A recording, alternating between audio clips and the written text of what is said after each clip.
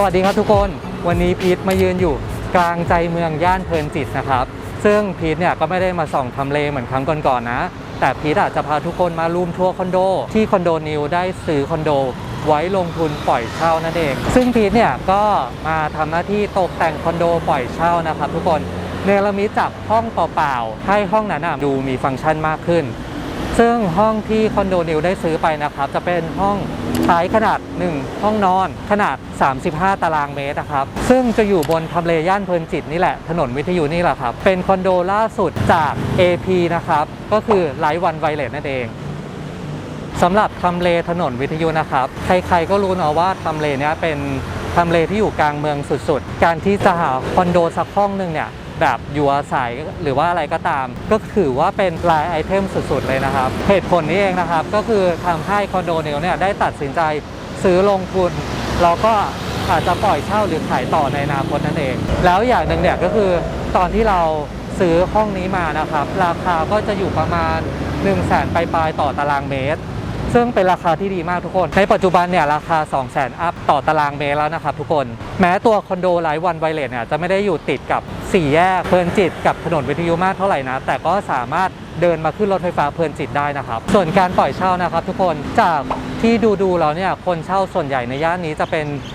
ชาวเอ็กแพดนะครับหรือว่าชาวต่างชาติเนี่ยที่เข้ามาทำงานในกรุงเทพเขาก็จะมองหาคอนโดที่สามารถเดินทางได้สะดวกนี่แหละคือใกล้รถไฟฟ้า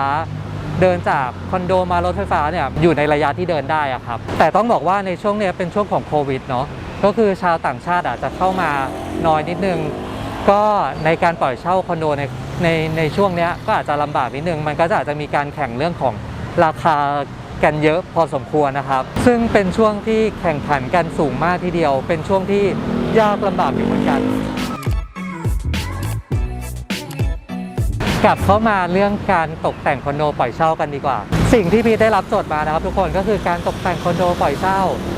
ก็คือมันจะไม่เหมือนกับการตกแต่งคอนโดที่อยู่อาศัยเองความแตกต่างก็คือพีทจะเลือกเฟอร์นิเจอร์หลักมาตกแต่งเท่านั้นบวกกับมูดแอนด์โทนเนี่ยที่ไม่สุดโต่งจนเกินไปคำว่าสุดโต่งในที่นี้ก็คือเราก็จะไม่แต่งสีแสบๆหรือว่าสีทึมๆมากเกินไปนักเพราะเราไม่รู้เลยว่าคนที่จะมาเช่าคอนโดของเราเนี่ยจะเป็นคนแบบไหนชอบแบบไหนไม่ชอบอะไรทางที่ดีที่สุดนะครับทุกคนก็คือก็ต้องเซฟการตกแต่งให้แบบดูกลางๆมากที่สุดนะครับทุกคนเพราะว่าความตั้งใจของผู้ลงทุนเนี่ยก็อยากจะได้ผู้เช่ามาเร็วๆใช่ไหมล่ะก่อนที่เราจะไปดูห้องจริงตกแต่งเสร็จซึ่งคนส่วนใหญ่ก็ได้วางมูดแอนด์โทนไว้ใช่ไหมครับว่าเราจะตกแต่งเฟอร์นิเจอร์แบบไหนสีอะไรหรือโคมไฟแบบไหนทีนี้พีทก็ได้วางมูดแอนด์โทนไปแล้วเหมือนกันจะเป็นอย่างไรนั้นเราไปดูมูดแอนด์โทนของพีทกันก่อนไปดูกันเลยครับ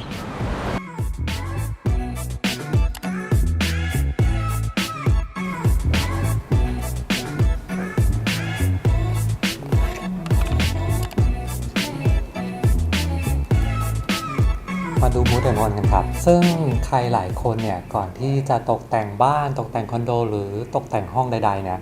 ก็ต้องมาสร้างแรงบันดาลใจสร้างมูดแอนด์โทน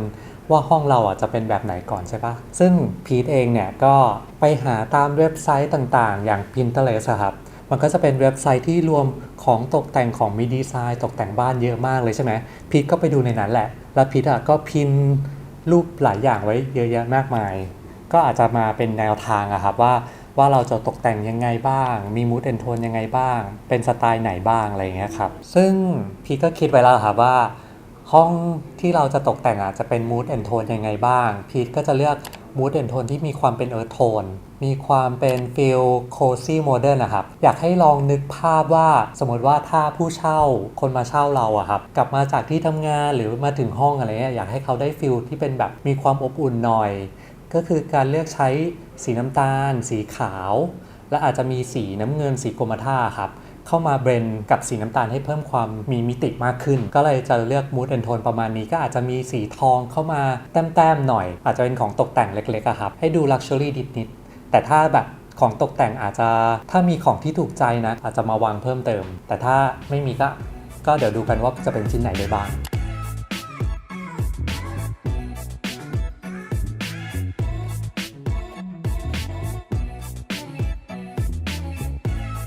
พ ถ้าดูจากแผนแล้วเนี่ยก็คือเขาก็ทางโครงการได้กำหนดไว้แล้วมันก็จะแบ่งไว้อย่างชัดเจนเลยว่าพอเข้าไปเนี่ยเราจะเจอกับฟังก์ชันอะไรบ้างเหมือนทางโครงการเขาไกด์เลเยอร์ไว้แล้วพอเข้าไปถึงเนี่ยมันก็จะมีทั้งห้องนั่งเล่นห้องนอนห้องแต่งตัวห้องน้ำซึ่งเลเยอร์ของคอนโดมันก็จะแบ่งไว้ชัดเจนอยู่แล้วเนาะพอเข้ามาเนี่ยมันก็จะเป็นห้องนั่งเล่นใช่ไหมทุกคนซึ่งเราจัดเฟอร์นิเจอร์หลักๆเข้าไปก่อนนะครับไม่ว่าจะเป็นโซฟาชั้นวางทีวีอาจจะมีโต๊ะกินข้าวเพิ่มเข้ามานะครับถัดมาเป็นห้องนอนเนี่ยก็คือแน่นอนว่าต้องมีเตียงนอนแหละส่วนอีกห้องนึงก็จะเป็นห้อง walk-in closet พีทคิดว่าพีทจะทำตู้เสื้อผ้าเนี่ยเต็มผนังเลยส่วนห้องครัวกับห้องน้ำเนี่ยเราไม่จำเป็นต้องตกแต่งส่วนนี้มากเพราะว่าห้องครัวเราเติมเต็มด้วยเครื่องใช้ไฟฟ้าอยู่แล้วต่อไปก็เรามาดูเฟอร์นิเจอร์กันบ้างก็คือก่อนหน้านี้เราดู mood and tone ไปแล้วเนาะต่อไปเราก็มาดูเฟอร์นิเจอร์จริงครับว่ามันจะมีเฟอร์นิเจอร์ไหนที่ตรงมูดกับโทนของเราบ้างพี่ก็ไปดูพวกเว็บไซต์ของตกแต่งบ้านไม่ว่าจะเป็น SP หรือ IKEA ครับทุกคน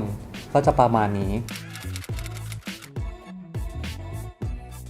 หลังจากที่เราได้ดูมูดแอนโทนไปแล้วนะครับทุกคนเราก็มาดูส่วนงบประมาณกันบ้างซึ่งคอนโดนิวเนี่ยก็ตั้งงบประมาณไว้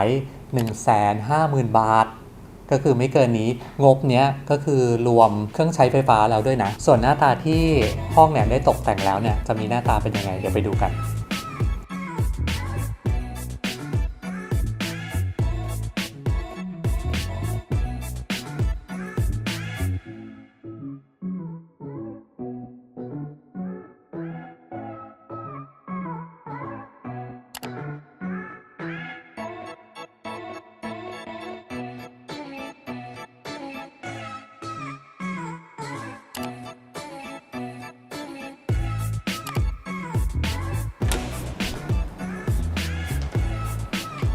ทุกคนเฟอร์นิเจอร์ทุกอย่างทุกชิ้น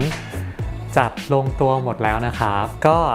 อย่างที่พีทบอกเนาะก็คือพีทมีมูดแอนโทนจัดแต่งห้องแบบโทนโคซี่โมเดิร์นใช่ไหมครับก็จะเน้นอย่างที่บอกว่าเน้นสีน้ำตาลเน้นลายไม้เน้นสีขาวเน้นสีน้ำเงินเงี้ยก็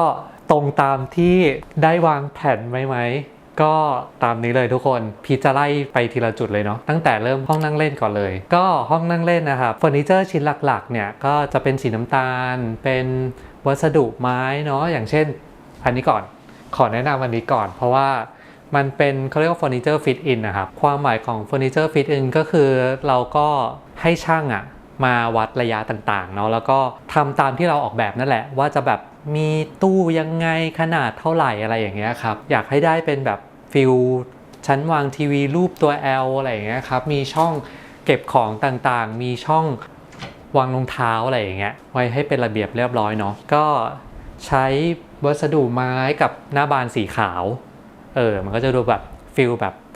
เทิร์นอย่างที่บอกเนาะอันนี้ไปดูที่ SB มาแล้วก็มันก็สีน้ำเงินแหละแต่ที่สำคัญเฟอร์นิเจอร์ทุกตัวก่อนที่เราจะไปซื้อต้องลองนั่งก่อนนะครับว่ามันแบบว่าเราชอบไหมว่ามันนั่งสบายไหมอะไรอย่างเงี้ยซึ่งอันนี้ไปทดสอบมาเรียบร้อยก็คือแบบ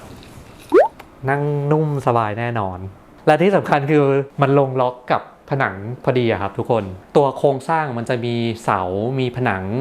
มันก็จะมีช่องนี้แหละถ้าเราหาเฟอร์นิเจอร์ที่ขนาดลงล็อกพอดีได้มันก็จะใช้พื้นที่ได้คุ้มค่ามากขึ้นนะครับมาอีกจุดหนึ่งก็คือเป็นจุดโต๊ะทำงานอันนี้ก็จะออกแนวเป็นแบบโมเดิร์นแล้วก็ใช้สีไม้เป็นธรรมชาติดีฟีลอบอุ่นอย่างที่บอกเนาะแล้วก็อันนี้ก็จะเป็นเฟอร์นิเจอร์หลักที่พีทได้ลิสต์ไว้ครับว่าจะมีชั้นวางทีวีมีโซฟามีโต๊ะทำงานส่วนอันหนึ่งก็จะเป็นพ็อปตกแต่งต่างๆนู่นนี่นั่นซึ่งก็ไปเลือกอยู่หลายที่อยู่เหมือนกันโคมไฟนี่ก็ชอบก็คือมันแบบมันโมเดิร์นดีเท่ๆดีแล้วอย่างตัวนี้โต๊ะข้างอยากจะบอกว่านอกจากเป็นโต๊ะข้างได้แล้วเนี่ยคือฟังก์ชันของมันยังสามารถนั่งได้ด้วยนอกจากวางของนู่นนี่นั่นเห็นไหมแข็งแรงสมมติว่ามีเพื่อนๆมาอะไรอย่างเงี้ยเรานอกจากจะนั่งโซฟาก็อาจจะแบบนั่งตรงนี้ดูทีวีไปก็ได้เหมือนกัน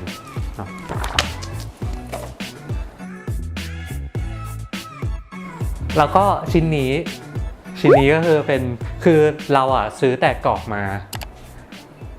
ประมาณ100 กว่าบาทแล้วก็มาปริ้นรูปเอง ก็คือไปทำใน Photoshop นู่นนี่นั่นอย่างเงี้ยแล้วก็ปริ้นรูปไปก็คือรูป100 กว่าบาทเองทุกคนรูปใหญ่ขนาดเนี้ยประมาณ A1 A0 ได้มั้งไม่แน่ใจ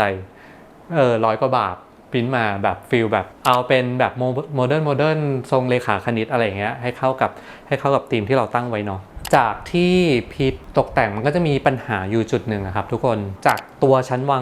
วางทีวีนี่แหละก็คือถ้าเราลองเคาะดูมันจะเป็นแบบมันไม่ใช่ผนังปูนนะครับตอนช่างมาประกอบช่างก็แบบแอบกลัวเหมือนกันเพราะว่ามันไม่ใช่ปูนแล้วมันเป็นแบบเหมือนเป็นไม้อัดผนังกั้นระหว่างห้องน้ำสำเร็จรูปเนาะมันก็เลยแบบกลัวว่าถ้าติดชั้นลอยไปแล้วครับตัวชั้นมันอาจจะมีน้ำหนักแล้วยิ่งวางทีวีด้วยแล้วมันอาจจะมีน้ำหนักเพิ่มมากขึ้นทีเนี้ยพีทก็เลยต้องไปติดต่อกับช่างอาคารนะครับเขาก็จะให้พวกแปลนโครงสร้างภาพตัดมาอะไรอย่างเงี้ยครับว่าส่วนของผนังเนี้ยเราสามารถติดตั้งพวกชั้นพวกทีวีได้จุดไหนบ้าง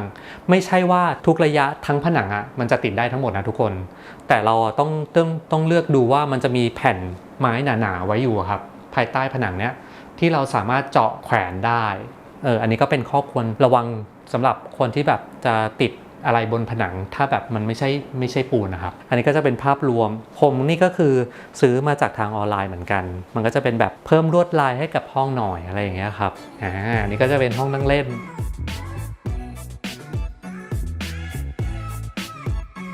ต่อไปก็จะเป็นในห้องนอนนะครับทุกคนอย่างห้องนอนเนี่ยต้องบอกก่อนว่าหัวเตียงครับพีทบิวหัวเตียงเพื่อให้มันเป็นระนาบเดียวกันเพราะว่ามันก็จะมีแบบเสาโผล่มาอะไรอย่างเงี้ยมันทำให้เกิดช่องให้เกิดซอกสมมติว่าถ้าเราวางเตียงไปดื้อๆเลยมันก็อาจจะเกิดซอกแล้วก็อาจจะมีฝุ่นได้พี่ก็เลยตัดสินใจบิวหัวเตียงเป็นแบบด้วยวัสดุไม้ปิดผิวด้วยไม้อะไรอย่างเงี้ยมันจะได้เรียบเสมอกันและให้มันมูดแอนโทนมันมีภาพรวมของมันมันเกิดภาพรวมของมูดแอนโทนเนาะแล้วก็นี่ก็เลยติดไฟซ่อนไว้ด้วยอะไรอย่างเงี้ยครับไฟ LED ส่วนพวกเฟอร์นิเจอร์เครื่องนอนต่างๆอะไรอย่างเงี้ยเราก็เลือกใช้สีธีมให้มันเข้ากันกับทั้งตัวเฟอร์นิเจอร์ที่เป็นโซฟาด้วยครับเพราะอย่างที่บอกอยากให้มูดแอนโทนมันมีความอบอุ่นอะไรเงี้ยอาจจะแทรกสีน้ำเงินเพิ่มความมีมิติด้วยครับ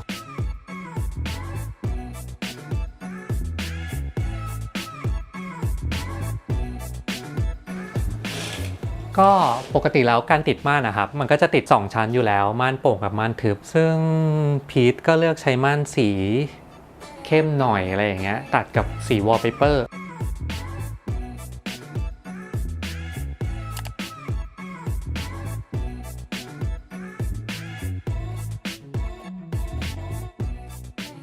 ส่วนอันนี้ก็จะเป็นห้อง walk-in closet ห้องแต่งตัวห้องแต่งหน้าต่างๆอันนี้คือตอนแรกๆก็เป็นห้องเปล่าเลยนะทุกคนพี่ก็เลยแบบบิวทั้งหมดเลยไม่ว่าจะเป็นตู้เสื้อผ้าซึ่งอย่างที่บอกว่าพีทเลือกใช้เฟอร์นิเจอร์ฟิตอินนะครับมันก็จะต่างจากบิวอินนิดนึงแหละก็คือฟิตอินก็อย่างที่บอกว่านำมาประกอบหน้างานเขาก็จะทำเป็นกล่องแล้วนำมาประกอบหน้างานนะครับมันก็จะทำให้ได้ทั้งความสูงจนไปถึงเพดานแล้วก็อาจจะมีความเป็นระเบียบเขาเรียกว่าความเป็นระเบียบเพราะว่าเขาก็ถ้าอันไหนไม่สุดเวลาแบบชั้นด้านบนมันไม่สุดใช่ไหมครับเขาก็จะเติมไม้ให้ถึงเพดานให้มันดูเป็นระเบียบเรียบร้อยมากที่สุด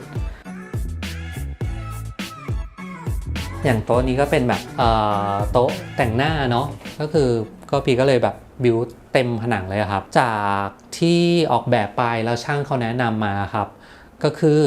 ถ้ามันยาวขนาดเนี้ยและระยะเวลาที่แบบใช้เวลานานๆมันก็อาจจะเกิดท้องช้างได้เขาเรียกว่ามันจะแอนเขาก็เลยเสริมด้วยการบิ้วแผ่นไม้ด้านในครับเพื่อให้มันไม่ตกท้องช้างแล้วมันก็มีดินชักให้ด้วยอย่างเงี้ยครับ